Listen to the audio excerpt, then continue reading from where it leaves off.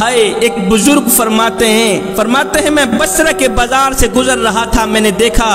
ایک جنازہ جا رہا ہے، 4 لوگ جنازے میں شریک ہیں، یہ 4 لوگ میت کو کندھا دے کے چلے جا رہے ہیں۔ میں نے دیکھ کر حیران رہ گیا، اتنا بڑا شہر ہے اور میت کو کندھا دینے والا کوئی نہیں ہے، جنازے میں شریک ہونے والا کوئی نہیں ہے، افسوس ان لوگوں پر۔ بزرگ کہتے ہیں، اللہ والے کہتے ہیں کہ میں اسی جنازے کے ساتھ شریک ہو گیا، قبرستان میں گئے، جنازہ پڑھا، تدفین کرنے کے بعد میں نے ان لوگوں سے پوچھا، میاں آخر کیا ماجرا ہے، لوگ جنازہ پڑھنے کیوں نہیں آئے، اس کو کندھا دینے کیوں نہیں آئے؟ ایک خاتون کی طرف اشارہ کرتے ہوئے لوگوں نے کہا کہ اس خاتون سے پوچھ لو۔ میں اس خاتون کے قریب گیا، خاتون نے دونوں ہاتھ اٹھائے، دعا کی، پہلے تو رونے لگی پھر ہنسنے لگی۔ میں نے ماجرا پوچھا، مائی آخر کیا وجہ ہے؟ 4 لوگ کندھا دینے والے ہیں، جنازہ پڑھنے والے ہیں، ان 4 کے علاوہ بھرے شہر میں کوئی تمہارا رشتہ دار نہیں ہے۔ اس خاتون نے کہا، بھائی یہ جو مرا ہے یہ میرا بیٹا ہے، یہ بہت ہی گنہگار تھا، بدکار تھا، سیاکار تھا،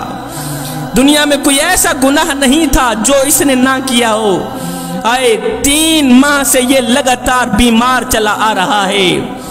ایک ہفتہ گزر جاتا تھا، میرا بیٹا کچھ نہیں کھاتا تھا، حلق کے نیچے پانی نہیں جاتا تھا، کوشش کرتا تھا پانی پینے کی لیکن نہیں پی سکتا تھا۔ میں کہتی ہوں، بیٹے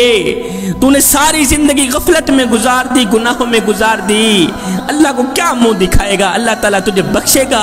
میرا بیٹا آگے جواب دیتا، ماں اللہ تعالیٰ اگر مجھے نہ بخشنے پہ آتا تو میرے پاس بیماری نہ بھیجتا،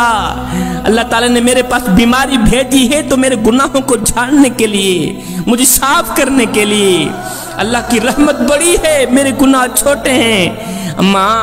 میرے گناہ اللہ کی رحمت سے بڑھ کر نہیں ہے، ماں میں اپنے گناہوں کو مالک کی رحمت سے کم سمجھتا ہوں، میں اللہ کے کرم کو اپنے گناہوں سے زیادہ سمجھتا ہوں۔ خاتون نے کہا کہ ابھی پچھلی رات کی کہانی ہے، میرا بیٹا جب مرنے پہ آیا تو مجھے کہہ رہا ہے، ماں میں جب مر جاؤں میرے مرنے کے بعد کسی کو اطلاع نہ دینا، کوئی میرا جنازہ پڑھنے نہیں آئے گا، ہر بندہ خوشی منائے گا، اور میری ایک جو انگوٹھی ہے جس کے اوپر لا الہ الا اللہ محمد رسول اللہ لکھا ہوا ہے، مرنے کے بعد پہنا کر میری تدفین کرنا، اس لیے کہ جب میں قبر میں جاؤں گا منکر نکیر پوچھیں گے تو میں لا الہ الا اللہ محمد رسول اللہ پڑھ کر انہیں سناؤں گا، انہیں پتہ چلے گا کہ یہ کلمہ پڑھ کر مرا ہے۔ اور ہاں ماں اگر ہو سکے تو تھوڑی دیر کے لیے میری تدفین کے بعد میری قبر پر ٹھہری رہنا، رکی رہنا، میری بخشش کے لیے دعا کرنا، ہو سکتا ہے اللہ آپ کی دعاؤں کا صدقہ مجھے بخش دے۔ اس کے بعد میرے بیٹے کے لبوں پر تھا، میری توبہ میری توبہ میری توبہ، توبہ توبہ کرتے میرا گنہگار بیٹا فوت ہو گیا۔ بزرگ نے پوچھا، مائی آخر کیا ماجرا ہے، وجہ کیا ہے؟ پہلے تو روئی ہے پھر ہنسنے لگی ہے دعا کے دوران، وجہ کیا ہے؟ ماں نے کہا، روئی اس لیے ہوں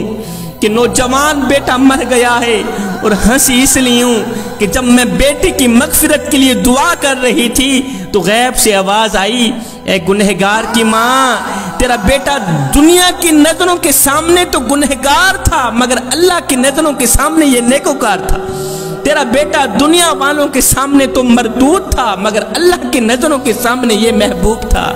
تیرا بیٹا توبہ توبہ کرتے مرا ہے، ہم نے تیرے بیٹے کی توبہ قبول فرما لی ہے، ہم نے تیرے بیٹے کو بخش دیا۔ جوانوں مرنا تو ویسے ہی ہے، شراب پی کر نہ مرنا، چرس سے بھنگ پی کر نہ مرنا، مرنا تو نماز کی حالت میں مرنا،